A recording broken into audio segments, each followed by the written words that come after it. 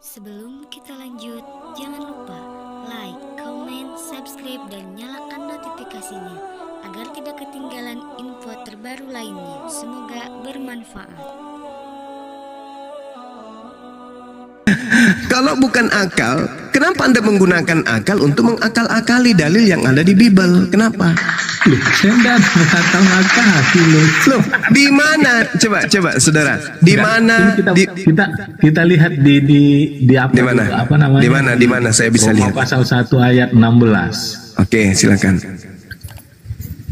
Silakan Anda bacakan. Saya bacakan ya, Bang. Iya. Roma 1 ayat 16.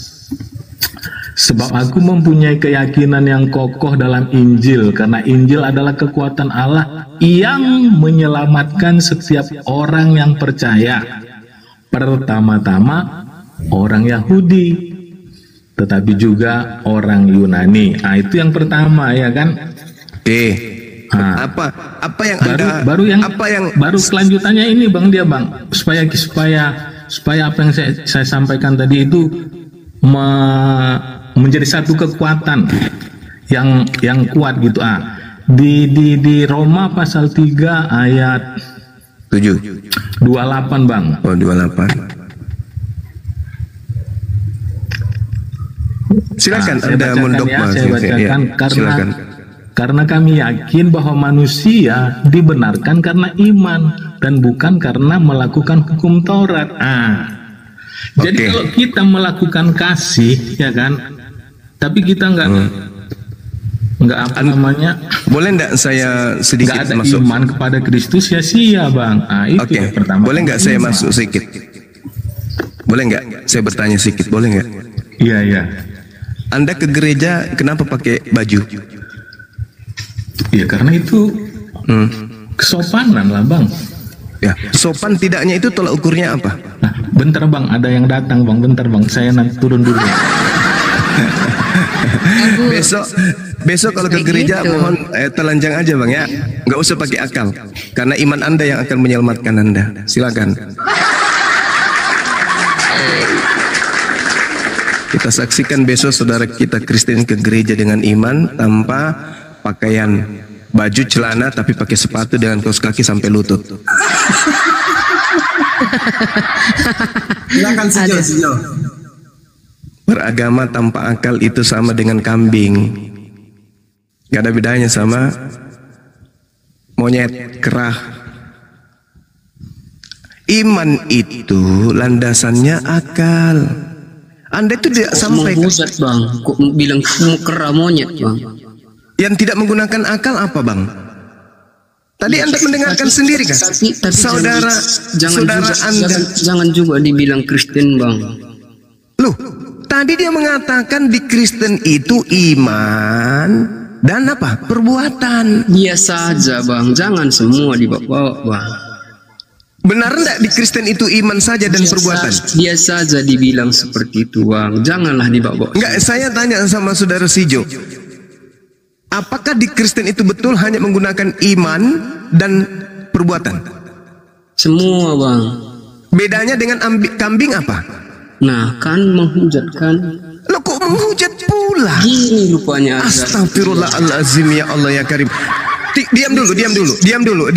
Gini rupanya ajaran kliennya. Diam dulu. Diam dulu. Anda yang mengatakan diri Anda sendiri itu adalah tai. Kemudian saya menjelaskan tai itu busuk. Kenapa saya jadi yang terpidana di sini? Gini dengarkan. Sabar dulu. Saudara Anda. Iya, makanya sabar kuclo. Kau suruh saya sabar, tapi kau nggak mau diam. Saudaramu sendiri yang mengatakan di Kristen itu tidak ada akal, yang ada iman dan perbuatan. Apa itu iman? Percaya. Sabar dulu Napa, please. Habis ini kau bicara sampai 2 jam. Dengarkan dulu gerundaku tuh ngomong aja kau. Diam dulu please. Oke, Sijo diam dulu. Habis ini Anda bicara ya. Kita gantian. Kebetulan saya diundang di sini sebagai narasumber ya. Jadi diam dulu kawan ya. Habis ini paling 1 menit, habis itu saudara berbicara. Tadi kita mendengarkan saudara Kristen kita mengatakan di Kristen itu tidak ada akal, yang ada iman dan perbuatan. Saya tengok seekor kambing. Iman itu tidak ada di Kristen, yang ada hanya apa? Di Kristen itu pisti. Pisti itu percaya, yakin. Seekor kambing makan kulit pisang karena kambing ini percaya kulit pisang itu makanan yang bisa mengenyangkan dirinya, sehingga dia melakukan perbuatan itu. Seekor kambing mempraktikkan apa? Percaya dan berbuat. Tidak ada telaah akal. Kenapa tidak ada telaah akal? Karena dia tidak ada akal. Kenapa Al-Quran mengatakan ulaika hum syarrul bariyah? Karena orang kafir itu punya akal tapi dimatikan. Kulit pisangnya itu mengenyangkan. Tidak ada telaah akal, dimakan, dipraktik dengan perbuatan. Itu makanya saya bertanya, apa bedanya kalian dengan seekor kera? Saya bertanya, saya tidak menghujat. Saya bertanya, seekor kera makan sampah, makan makanan busuk, makan mangga busuk, buah-buahan yang busuk berulat. Kenapa? Karena dia hanya percaya dan bermodalkan perbuatan. Bedanya Kristen apa? Itu pertanyaan. Nggak ada. Nggak ada. Itu jawaban dari saudara Muslim. Bagaimana jawaban dari saudara Kristen? Apa bedanya dengan seekor kera? Kalau hanya percaya lalu mempraktekkan perbuatan kepercayaan itu, bedanya di mana coba? Seekor ayam melihat seorang anak ayamnya lari menuju kepada lalu dimakannya anak tersebut. Dia hanya percaya ini bisa mengenyangkan saya, maka saya mau makan. Itu ayam. Sekarang bedanya dengan Kristen apa? Akal. Apa bedanya dengan ayam tadi? Ya, sekarang giliran Anda. Apa bedanya seekor ayam tadi dengan Kristen? Silakan.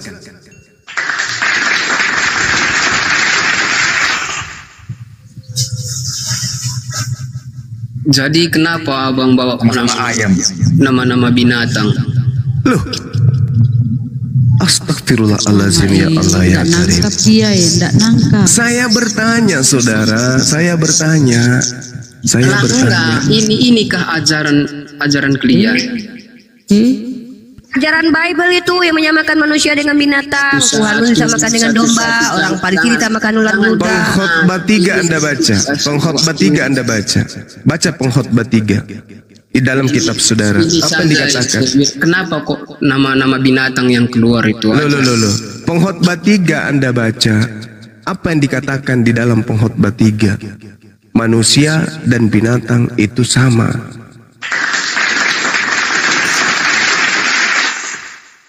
Itu sama. Dan Anda diidentikan oleh Paulus dengan domba kan? Benar nggak?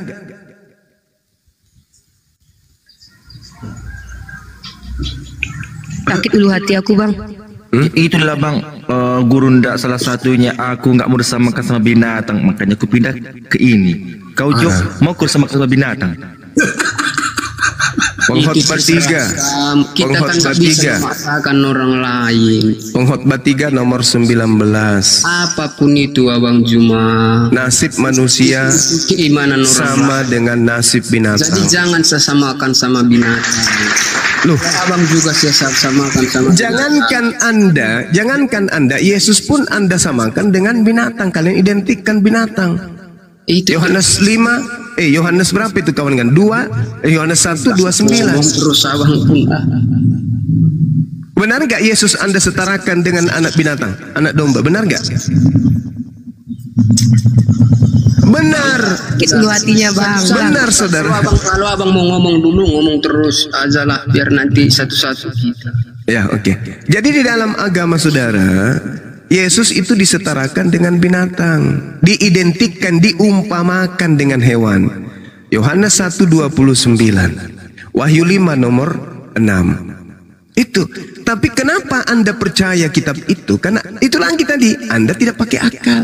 Anda hanya percaya dan Anda hanya melakukan. Kan tadi sudah diakui. Ya kan? Tuhan Anda mati menjadi mayat, keluar dari kubur jadi Tuhan. Kenapa Anda percaya? Ya karena Anda tidak pakai akal. Coba kalau Anda pakai akal, mana mau kemanusiaan Anda yang berakal menyembah kepada mantan mayat, mana mau. Tuhan kok mati? Itu kalau Anda pakai akal. Tapi karena Anda pakai imani saja, dogma, maka inilah yang terjadi. Silakan. Iya, enggak apa-apa. Kalau ada teman kita ngomong, cukup untuk dia saja ditujukan, jangan bawa-bawa semua, kan gitu dia. Dikali kau si Jo. Saudara Jo, si Jo, gini bang, ketika petunjuk itu datang dan petunjuk itu menampar kita, petunjuk itu untuk menyelamatkan kita. Jangan rasakan dera yang Anda alami, tapi lihat efeknya ke depan. Ini pelajaran, ini pelajaran bang. Apa-apa bang, hanya kalau misalkan abang yang berkata kepada aku, cukup aku saja, jangan bawa-bawa semua, itu aja. Dikali bang, si Jo.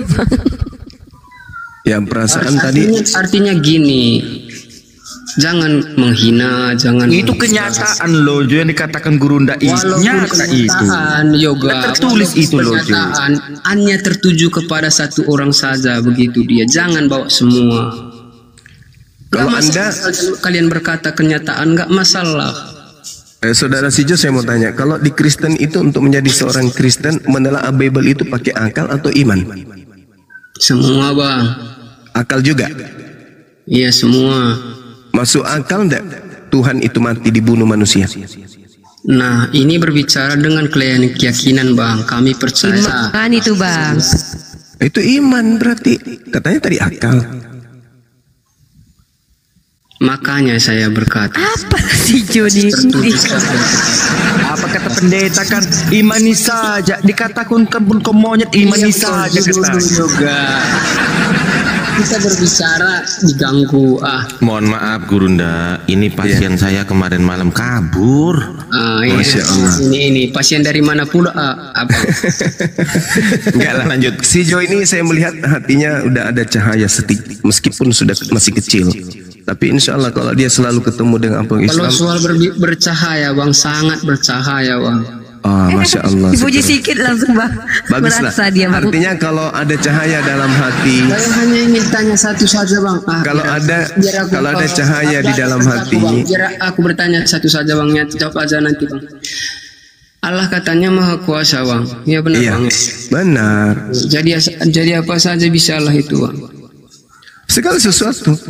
Segala sesuatunya Allah bisa ciptakan. Segala sesuatunya Allah berkuasa atasnya. Jadi apa saja pun bisa gitu bang. Ya. Ya mantap. Karena aku mendapat jawaban hari ini berbeda dengan itu aja bang. Terima kasih bang. Bang Pandi, terima kasih bang ya. Jika ada kata yang salah jangan. Jangan sampai kau bilang jadi manusia. Itu sesuatu. Iya salah dia Bunda Rahma. Dia tanya sama aku juga. Jadi dia tanya sama aku, Uni Tuhanmu berkuasa. Iya. Bisa nggak jadi manusia? Ya nggak mau lah Tuanku. Kan dia udah bilang. Nah sama Bang Zuma tadi Allah bisa menciptakan apapun. Beda ini. Ini mantap. Jadi itu dengarkan saya. Tuhan saya maha kuasa. Atas kemahakuasaannya Tuhan saya berkuasa menciptakan manusia lahir tanpa ayah. Paham? Bisa yang ditanya bisa jadi apapun. Makanya ini kan di mana Anda bertanya kepada saya bisa jadi apapun? Di mana? Kapan Anda bertanya kayak gitu? Ini kan. Oh enggak bisa. Tuhan saya tidak bisa menjadi apapun. Tuhan saya hanya hakikatnya absolut tunggal. Enggak bisa menjadi makhluk. Berarti samalah jawabannya sama yang lainnya. Ya iya, masa Tuhan jadi bukan Tuhan? Bisa ndak sapi jadi ayam? Mana kemahakuasaannya kalau nggak bisa jadi apa-apa? Tuhan itu justru dia maha kuasa. Anda ngerti maha kuasa? Saking kuasanya sampai dia tidak bisa meninggalkan kemahakuasaannya itu. Kalau dia bisa berubah menjadi makhluk, menjadi manusia, berarti dia tidak maha kuasa. Karena dia bisa meninggalkan kekuasaannya. Seorang raja, dia hanya menjadi raja pada episode dia jadi raja saja. Berarti dia tidak maharaja. Kenapa? Ada masa dia turun tahta. Nah, kalau Tuhan kami itu tidak pernah turun tahta. Dia selama-lamanya King of King, raja di atas segala raja. Maka dia tidak pernah turun derajat. Kalau Tuhanmu turun derajat menjadi domba, kok bawa lagi kan, domba lagi kan. Loh, kenapa bang? Aku nggak pernah nama di binatang dari tadi. Yohanes 1:29, inilah Yesus anak domba anak dewa domba dewa. Gimana sih? Aku jadi belepotan nyebutnya, takut salah gitu loh. Gimana dong? Hari ini bunyinya, hari ini anak domba Paskah kita telah disembelih, yaitu Kristus. Mate mija. Oh, Tuhan disembelih. Mati Mija. Tuhan itu tidak bisa turun derajat. Kalau dia Tuhan turun derajat, itu bukan Tuhan, itu hantu yang berpura-pura jadi Tuhan. Disembelih Gak bisa kayak pula. gitu. Oh, Mama. Jangan Anda bangga. Oh, Tuhan Anda Tuhan saya maha kuasa. Buktinya dia bisa menjadi manusia. Oke, kalau menjadi manusia Anda katakan sebagai maha kuasa, berarti Tuhan Anda bisa menjadi setan. Ayo, betul Tuhan Anda bisa jadi setan? Betul Tuhan Anda bisa jadi tai? Berarti yang dimaksud kok tai pula? Loh. Anda memahami Tuhan itu maha kuasa, bisa menjadi apapun kan? Soal tai pula. Aduh, ajaran gini gitu ajarannya. Loh, ada apa ini? Makanya Tuhan itu maha suci. Jangankan menjadi manusia, menjadi kembar saja Tuhan itu tidak bisa. Jadi mana kemahakuasaannya? Itulah maha kuasanya, tidak bisa jatuh dia dari kemahakuasaan itu. Maka dia tidak bisa turun level. Hanya Masa bisa ada jadi Tuhan, saja masa gitu. ada Tuhan maha kuasa. Begitu dia turun level, mama. Apa? Dari tadi kok cerewet. Nenen ma. Coba kalau Tuhanmu itu tidak dinetein, saudara, kalau Tuhanmu itu tidak dinetein sama ibunya, kalaupun dia tumbuh, dia menjadi mirip seperti pohon bonsai, kerdil, karena dia nggak dicucuin. Suka kali aku cara kalian menghujat. Iya, aku suka lihat kau nangis dari tadi loh. Di dalam kitabmu dikatakan Yesus nenen, paman. Kok jadi menghujat? Enggak pernah. Kalau ada dalilnya? Itu salah ayatnya, Bang Zuma. Ayatnya salah itu.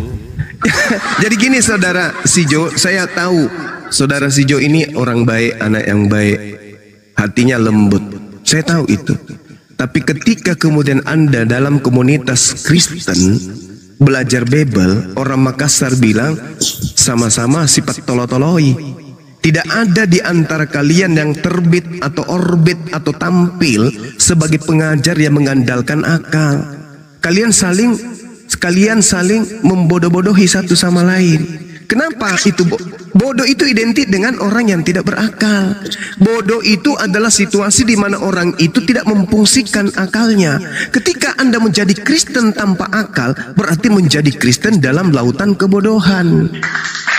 Makanya ketika Anda berhadapan dengan kami umat Islam, Anda merasa loh kok bisa begini, loh kok bisa kayak gini, loh kok bisa kayak gini. Itu karena Anda tidak menalar kitab Anda dengan standarisasi akal, keseimbangan. Anda pincang dalam beragama. Anda meninggalkan akal dan menuju kepada keyakinan. Sama seperti orang melihat bara. Sudah jelas menurut akal bara api itu panas, dipegang melepuh. Tapi Anda percaya, enggak kok, ini kalau dipegang ini dingin. Nah, Anda pegang, cop, aduh, manas mang, mas, nanas. Ternyata ini nanas. Kupikir dingin. Oh panas, bukan nanas. Ternyata panas kenyataannya. Begitulah agama Anda. Ketika dinalar dengan akal, ternyata agama saya tidak layak disebut sebagai kebenaran. Itu bang, itu saudara. Oh, ternyata agama saya ketika dibawa di meja akademisi lalu dibedah dengan pisau pendidikan, ternyata kitab saya nggak lolos. Jadi selama ini yang saya andalkan nyanyi-nyanyi di gereja itu cuma sekedar percaya dan meyakini saja. Tapi aspek kebenarannya berdasarkan ilmu itu nggak nyambung. Makanya Bible saya ini harus dikritik, harus direvisi, harus dikritik. Bisa dikritik, bisa dikritisi, bisa direvisi. Direvisi. Ternyata memang begitu keadaannya. Begitu saudara ya, saya yakin Anda orang yang baik, ada potensi Anda itu menjadi cerdas. Tapi sekali lagi saya ingin mengatakan, agama tanpa akal itu adalah bahlul. Siapa man? Nah, itu dia. Silakan. Silakan si Jo. Ya ibarat orang yang jalan di tengah jalan nggak pakai baju ya, mana-mana nggak, akalnya nggak ini lagi, nggak normal lagi, kasihan ya. Iya, dia hanya percaya aku pakai baju loh, aku pakai loreng loh, pakaian seragam loh. Tapi akal melihatnya orang ini tidak pakai baju, tapi dia mengatakan aku pakai baju. Itu orang apa namanya? Kurang waras. Orang yang tidak menggunakan akal atau orang yang tidak berfungsi akal. Kalau orang gila, dia pingin berakal, tapi dia ada penyakit. Tapi kalau Anda tidak gila, Anda tidak gila, tapi Anda yang membuat diri Anda gila. Oh mama kasihan. Oh Bang Jo, cobalah dulu Bang, kau baca dulu Bang di Keluaran 33:20 Bang. Dan Tuhan berfirman, engkaulah tidak dapat memandang wajahku, sebab aku tidak ada yang satu pun memandang aku yang dapat hidup. Kenapa Yesus bisa dipandang? Kau pikir ke situ dulu. Kau anggap dia Tuhan. Ini sudah bisa jadi pastor yoga ini. Yoga ini Muslim ya Gurunda ya? Iya Muslim, beliau mu'alaf. Bisa jadi pastor dia. Assalamualaikum Bang Zuma, Uni Rifa, Bang Pandi. Waalaikumsalam. Bagaimana si Ucok dek, masih bengkak? Dikit lagi. Alhamdulillah. Itu dikipas ya, sering dikipas-kipasi, kipas angin, dingin gitu, cepat sembuh itu. Iya Bunda.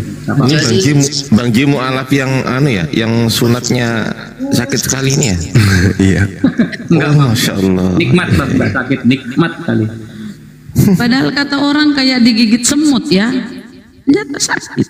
Beda Bunda, aku pakai kapak Bunda. Assalamualaikum Bang Ardiansa. Ini Bang Ardiansa bukan? Waalaikumsalam. Beliau Sekretaris Umum Apologet Islam Indonesia. Aku mau membaca ayat suci Al-Quran ya. Satu ayat saja. Habis itu nanti diambil alih oleh adik-adik saya. A'udzubillahi minasyaitonirrajim. Wa mathalul ladina kafaru kamathalil ladzi yan'iku bima la yasma'u illa du'a aw nida. Summum bukmun umyum fahum la ya'qilun.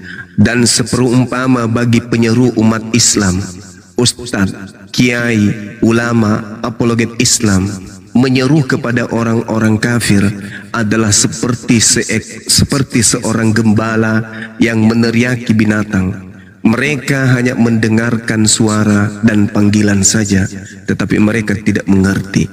Mereka tuli bisu dan buta, maka mereka tidak memahami. Ini cerminan orang-orang kafir menurut Al-Quran. Ini menurut Al-Quran. Surah Al-Baqarah ayat 171. 1 ditambah 1 sama dengan 2. Ditambah 1 sama dengan 3. Nah, itu anak TK tuh. Nah, itu anak TK. Tapi kalau mereka enggak, mereka mendengar. Misalnya dalam 1 Yohanes 5 nomor 7 ada 3 yang bersaksi di surga. Ditanya, ada berapa Tuhanmu di surga? 1. Padahal sudah jelas-jelas tertulis ada 3 yang bersaksi di surga. Berapa Tuhanmu di surga? 1. Inilah yang dikatakan Quran. Wa mathalul ladina kafaru kamathalil ladzi yan'iku bima la yasma'u illa du'a wa nida. Mereka hanya mendengarkan teriakan, mereka mendengarkan suara panggilan. Kambing, oh kambing. Tidak ada pernah kambing mendengar, ya paman. Gak ada. Dia cuman menengok. Mbe. Kamu sudah mandi belum? Mbe. Sudah makan belum? Bom. Gak ada dia. Tak ada. Dia mendengar, tapi dia tak mengerti makna. Dia nggak paham. Tidak ada alat di dalam dirinya untuk mendengarkan itu. Allah memasang alat untuk memahami itu. Allah memberi alat itu. Tetapi mereka menolak alat itu. Mereka menolak alat itu. Makanya Allah mengatakan mereka tuli bisu dan buta, maka mereka tidak mengerti. Inilah akibat daripada apa? Baca Al-Quran surah An-Nisa ayat 157. Ini akibatnya. Kami hukum juga mereka dengan ucapan mereka. Kami telah menyalib, kami telah membunuh. Itu Allah hukum mereka. Mereka menjadi buta, mereka menjadi tuli. Itu hukumannya. Mereka belum masuk neraka udah dihukum. 1 ditambah 1 sama dengan 2, tambah 1 sama dengan 3. Tapi kalau dia beda. 1 ditambah 1 kurang om, tambah lagi 1 ditambah 1 sama dengan 1. Ini yang diterangkan Quran. Mereka orang Islam ketika menyeru kepada saudara-saudaranya yang kafir, orang Islam seperti penggembala yang sedang meneriaki binatang. Mereka hanya mendengar, mereka hanya mendengar suara, mereka mengetahui ada panggilan, tetapi mereka tidak mengerti apa makna dari panggilan itu, apa makna dari suara itu. Kambing, bam, mbe, ada mobil, hus, nggak ngerti asal lari doang, nggak paham dia. Nah sama seperti ini, punya bebel ditenteng kemana-mana, sama, tapi dia nggak paham isinya. Seperti itu. Dan pengakuan yang sangat luar biasa tadi kita dengarkan. Di Kristen itu Pak, kita tidak pakai akal. Yang kita pakai adalah iman. Setelah itu perbuatan. Ya sudah. Maka jangan salahkan saya ketika saya bertanya. Saya bertanya doang loh. Apa bedanya Anda dengan kambing? Bertanya doang. Bukan mengatakan Anda kambing. Demikian, sementara silakan diambil alih. Ya. Siap Paman. Masya Allah. Lanjut. Gurunda, silakan. Gurunda. Ya gimana Dinda? Itu din semenjak aku nggak makan babi kan makin waras otakku loh. Alhamdulillahi Rabbil Alamin. Masya Allah. Kalau di dalam Islam ditanya, wahai Bang Suma, ya Paman, kenapa Islam dilarang makan makanan babi? Kenapa? Alasannya karena babi itu adalah makanan-makanan yang disajikan kepada roh-roh jahat. Makanan babi itu, binatang babi itu adalah menu utama untuk roh-roh gelap. Babi itu adalah makanan sesajen yang dipersembahkan oleh penganut ajaran paganisme, ajaran politeisme, ajaran dewa-dewa, animisme. Ketika mereka mempersembahkan makanan kepada para dewa, pada setan, pada hantu, itu mereka mempersembahkan apa? Daging babi. Jadi seibarat orang yang makan daging babi adalah makan makanan yang dipersembahkan kepada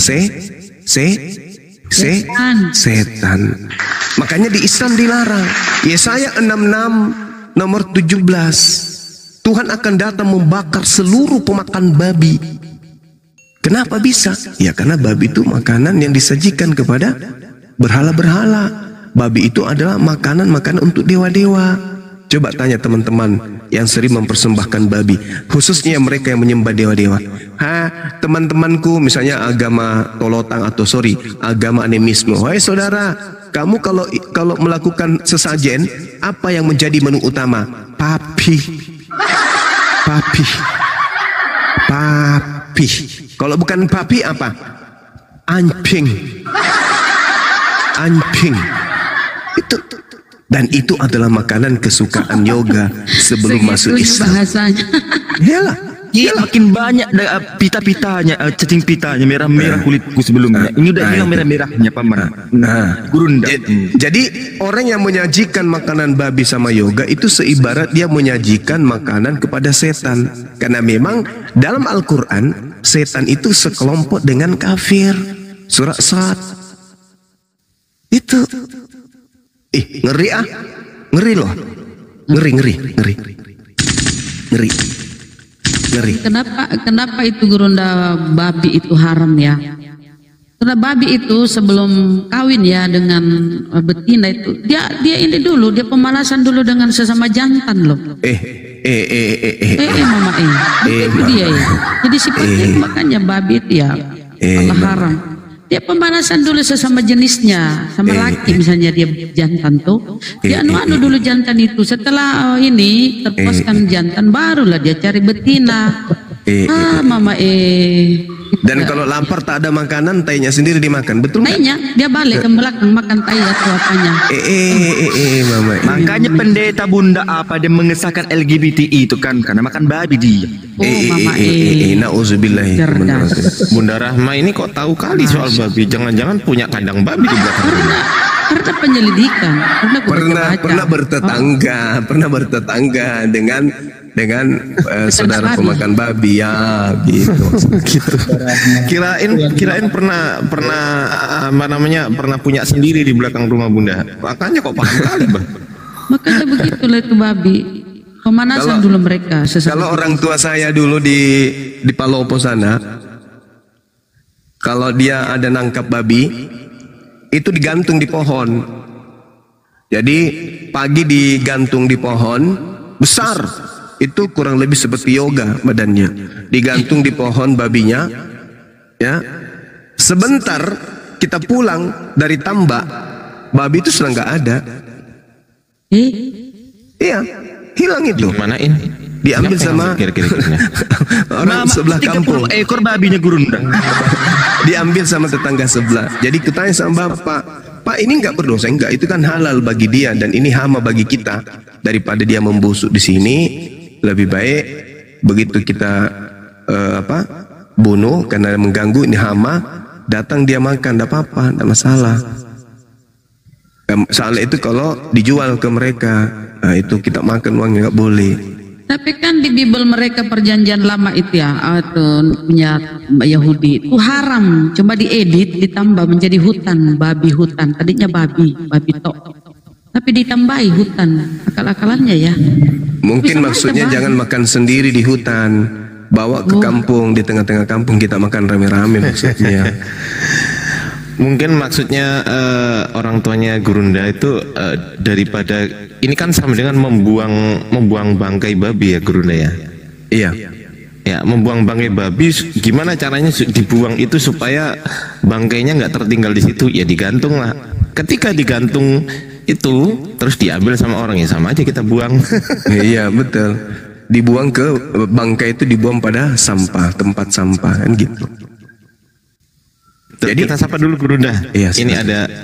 Oh ya, lanjut Gurunda. Saya udah. Saya persiapan sholat di sini, Dinda. Silakan. Kita sapa dulu Bang bikin pusing. Halo, monitor Kristen ya Bang? Ya, silakan. Ada yang mau disampaikan kepada guru kami. Silakan. Bang Igel juga Kristen dari tadi di atas. Bang Igel, monitor Bang Igel.